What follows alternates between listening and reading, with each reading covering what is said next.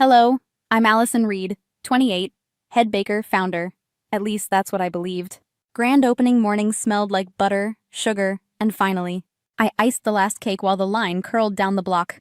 An inspector slid forms across the counter. Sign here, owner. I reached for the pen and froze.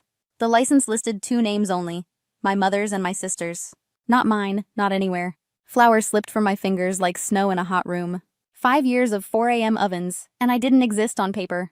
I built this place. They signed me out of it. And that was the mildest betrayal of the day. Before the ribbon and the cameras, there were years of flour. 4 a.m. alarms, mixing bowls, burned wrists hidden under sleeves. Mom, Evelyn, called herself the investor. My sister, Brooke, called herself operations. They called me the hands. When rent was due, I baked extra trays overnight. When vendors balked, I charmed them with samples. I knew customers' names, their allergies, their anniversaries by heart.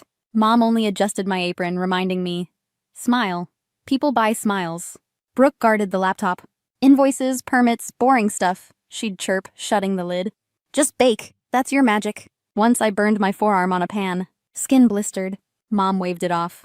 Cover it with makeup. Customers don't like messy. Another night, the oven died mid-batch. Brooke posted a cute story. Soft opening, we're learning. I biked across town for parts in the rain. Her caption?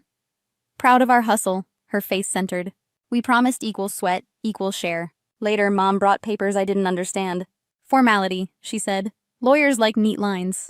I signed where sticky notes told me to. When I asked about percentages, Brooke smirked.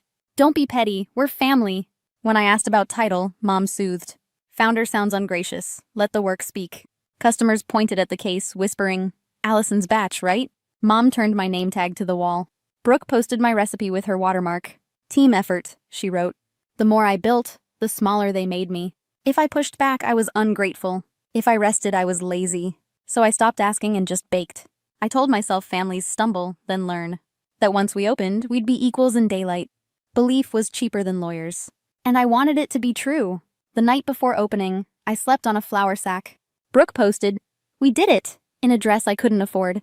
Mom rehearsed her speech in the mirror. I thought exhaustion was the price of arrival. It wasn't exhaustion. It was erasure, lined up like pastry on a tray. And at sunrise, I'd watch them slide the tray out with my name on it. Opening day should have felt like triumph. The smell of butter and sugar hung heavy, cameras flashing as Brooke cut the ribbon. Mom held the microphone, thanking our vision, our hard work. I stood behind the counter, plating samples with trembling hands. My name never spoken once. Customers cheered for the cupcakes. Reporters scribbled notes about a family-owned success. When one woman asked, which one of you is the head baker? Brooke answered smoothly, we all pitch in. My throat tightened. My fingerprints were on every pastry. Yet my name was erased in public as easily as on paper.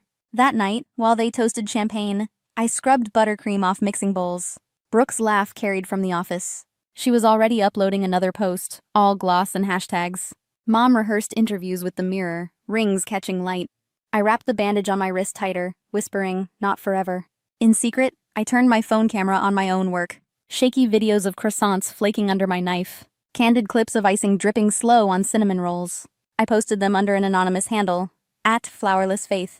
Within weeks, strangers notice. Whoever bakes these deserves their own shop, one wrote. Real artistry, another said. At the bakery, I was invisible. Online, I was suddenly seen. Brooke mocked when she caught me filming once. Cute, playing influencer, stick to baking. But her sneer only fueled me. Every night after closing, I documented everything. The precision, the burn scars, the triumph of a perfect rise. The followers multiplied. A food blogger shared my clip. Then a small magazine DM'd, asking for an interview. I froze, afraid Brooke would find out. Afraid Mom would twist it into betrayal. But I said yes. The article came out with no mention of my family's bakery. Only my hands, my story, my recipes. Comments poured in. Where can we order from you directly? When will you open your own shop? For the first time, I imagined a future beyond their shadow. Not chained to forged contracts or stolen credit, but standing in a kitchen where my name belonged. I still showed up each morning, apron tied, smile practiced. Mom barked about margins, Brooke bragged about networking. But inside, something had shifted. The bakery wasn't the dream anymore. It was training, proof. They thought I was trapped, but I was collecting receipts. Every post, every photo, every DM was a brick in the exit I was building. They couldn't see it yet. But when the moment came, I'd walk through a door only I had the key to. What I didn't know was that they were already planning to slam it shut first. The collapse came on a Tuesday, 3 months after opening. I arrived early, arms full of flour sacks, only to find the locks changed. A bright orange notice was taped to the glass. Business under new ownership. Brooke stood inside with her laptop.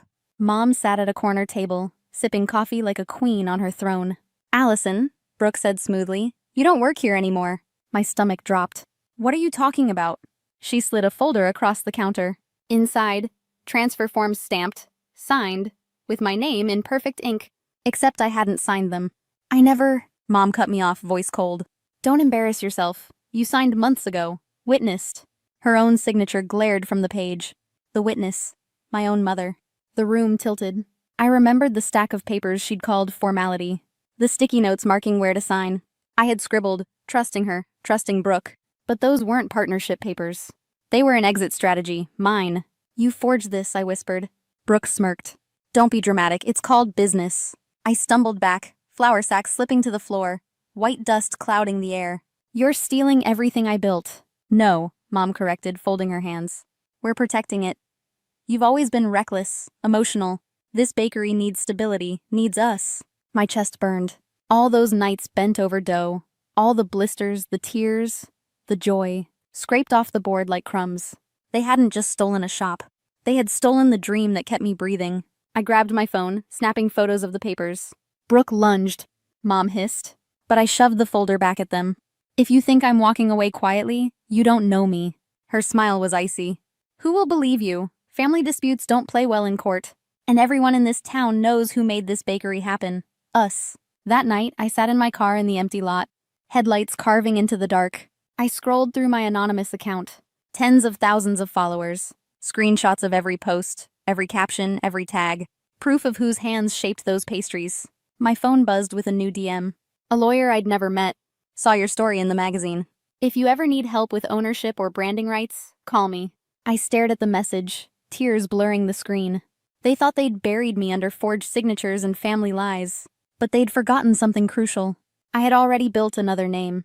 Not on their papers, on my own. And I was about to use it to burn their empire down. The next morning, I walked into a law office with trembling hands, and flour still crusted under my nails. The lawyer from the DM, her name was Tessa, slid the folder across her desk, eyes sharp behind glasses.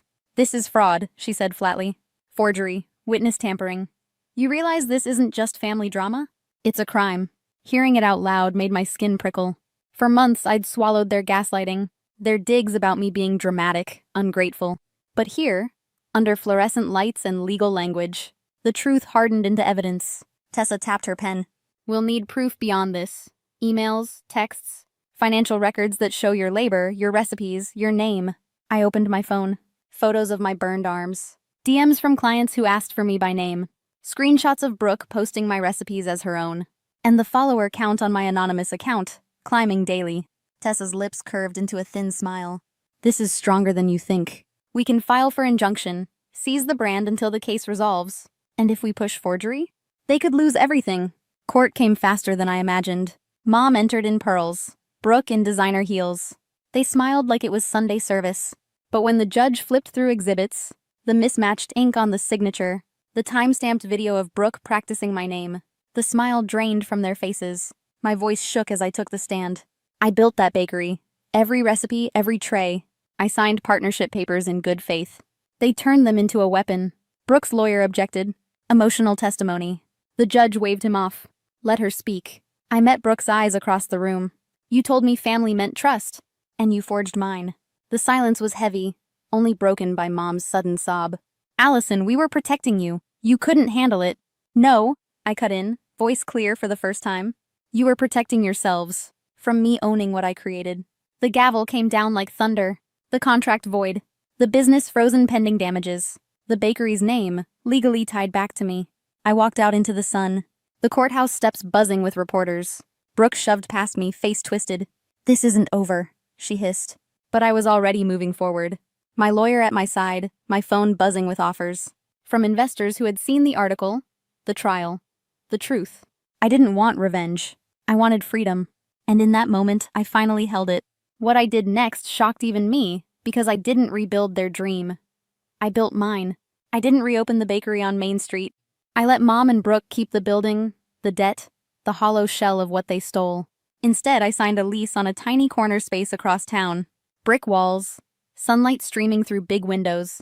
No ghosts. I named it Flowerless Faith, the same handle I'd hidden behind online. But this time, my name was on every paper, every sign, every cup of coffee served. Opening day wasn't crowded with speeches or cameras. It was me, an oven that barely fit the space, and a line of customers who had followed my journey from a screen to reality. When the first woman bit into a croissant and smiled, my chest swelled with something sharper than victory. Belonging. This was mine. Not gifted, not borrowed, not stolen. Mine. Mom tried calling once. Her voicemail trembled, weaving apologies with accusations. "You ruined the family name. You'll regret leaving us behind." I deleted it without reply. Brooke sent a text weeks later. "You'll never scale without us. You're small time." I looked around at the packed cafe, the buzz of conversation, the orders I could barely keep up with. Maybe small time was enough. 6 months in, a food blogger returned. This time she printed my full name, my story, my scars. The article ended with 6 words I read over and over. She baked her way back to herself. I framed it on the wall.